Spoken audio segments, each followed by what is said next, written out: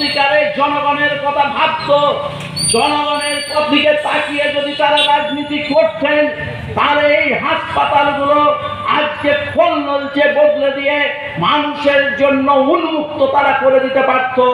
কিন্তু তারা সেখানেও এই আমাদের দেশের কর্পোরেট হাউসের কথা ভাবে বলেই আজকে এই বেসরকারি হাসপাতালের দিকে ছুটছে।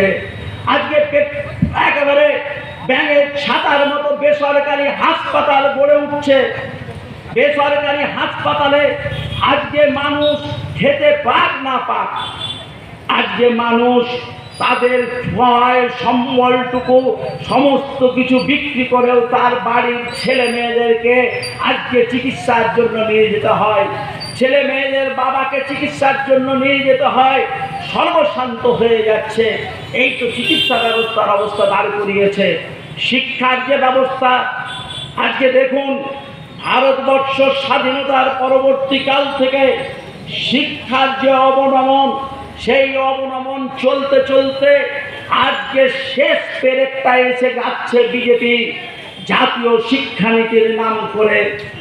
আজকে বিজেপি এই যে জাতীয় শিক্ষানীতির নাম করে যে শিক্ষানীতি আজকে চালু করতে চাইছে, এই শিক্ষানীতিতে যথার্থ করে শিক্ষার কোনো কিছুকেই আজকে অবশিষ্ট থাকবে না।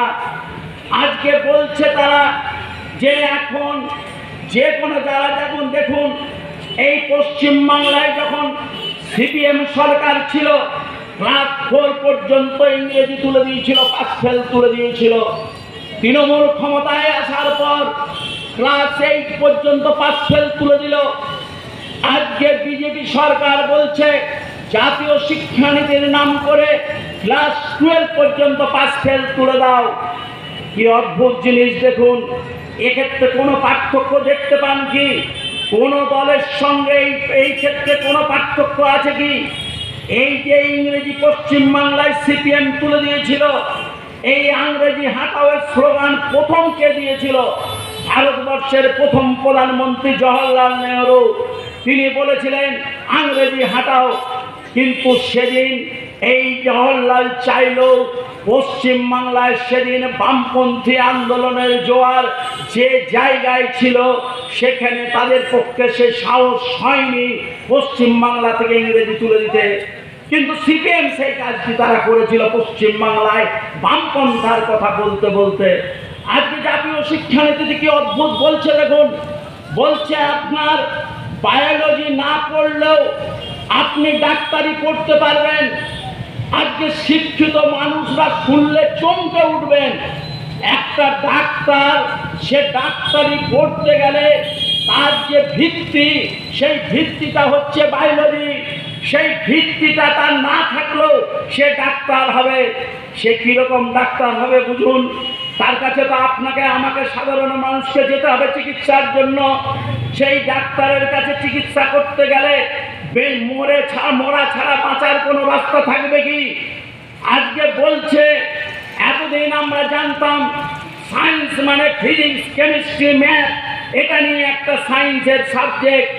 এখন বলছে আপনি ম্যাথ থাকবে, তার সঙ্গে আপনি পলিটিক্যাল সায়েন্স বা আপনার হিস্ট্রি পড়াতে পারবেন, আপনি ফিজিক্সের সঙ্গে দর্শন পড়াতে পারবেন, আপনি কেমিস্ট্রির সঙ্গে ইকোনমিক্স পড়তে পারবেন।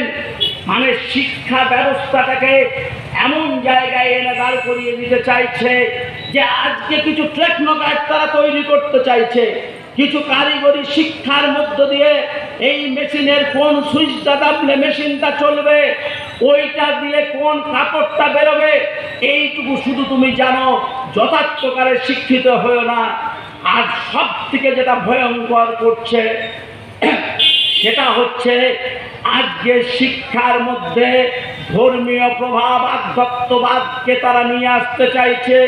অতীত দিনের যে মূল্যবোধ, অতীত দিনের ধর্মীয় মূল্যবোধকে শিক্ষার মধ্যে দিয়ে এনে বর্তমানের বিজ্ঞানের যথার্থকারে পাশ্চাত্য যে শিক্ষা, জ্ঞান, বিজ্ঞান, তাকে আজকে মেরে দিতে চাইছে।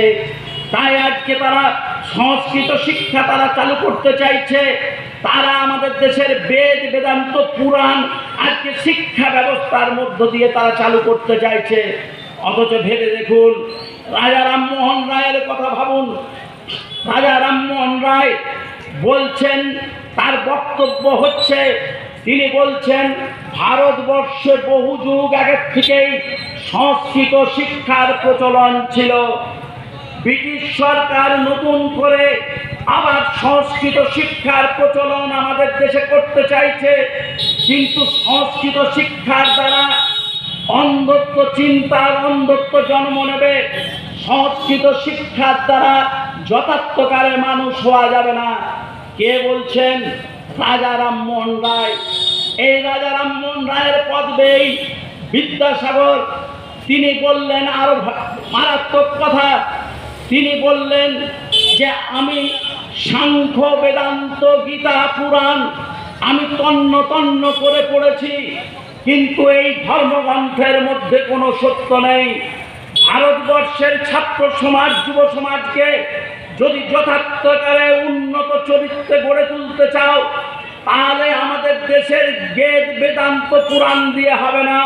পাশ্চাত্য জ্ঞান বিজ্ঞানের সঙ্গে তার পরিচয় ঘটাতে হবে, মিলের লজিক পড়াতে হবে, ইংরেজি পড়াতে হবে। কে বলছেন? বিদ্যাসাগর। রবীন্দ্রনাথ বলছেন ধর্মের মোহ থেকে শিক্ষাকে সম্পূর্ণরূপে মুক্ত করতে হবে। শরৎচন্দ্র বলছেন ধর্মীয় প্রভাব মানুষকে শেষ করে দেয়। ধর্ম আদিম দিনের কুসংস্কার, বিশ্ব মানবতার এত বড় শত্রু কেউ নেই। তাহলে ভাবুন, রামমোহন বলুন, বিদ্যাসাগর বলুন, রবীন্দ্রনাথ বলুন, শরৎচন্দ্র বলুন, তারাও তো এই যুগের বড় মানুষ, এদেশেরই বড় মানুষ। সেই মানুষরা সেই যুগে দাঁড়িয়ে তারা এই সংস্কৃত শিক্ষার বিরোধিতা করেছে। তারা যথার্থকারে জ্ঞান বিজ্ঞানের চর্চা করানো, ভারতবর্ষের ছাত্রদের, যুবকদের জ্ঞান বিজ্ঞানের চর্চার রাস্তাটা খুলে দিতে চেয়েছে।